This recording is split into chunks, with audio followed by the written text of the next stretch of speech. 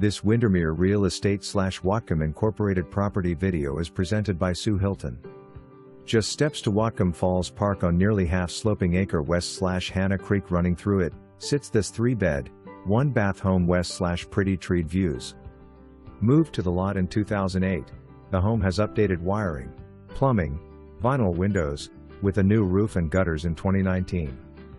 Stylish 754 square feet 2-bed, 3/4 bath, lower level unit west / kitchenette and separate entrance, not included in total square footage or bedroom count, affords possibilities, including conversion to legal ADU status for an owner-occupant, buyer to verify, or build an internal stairway to connect levels for a 5-bed, 1850+ square foot home. A unfinished bsmnt storage / utility area of nearly 350 square feet. Unique opportunity for a variety of living situations. Both levels share common utilities. For more information, review the details below or contact Sue Hilton at 360-734-7500.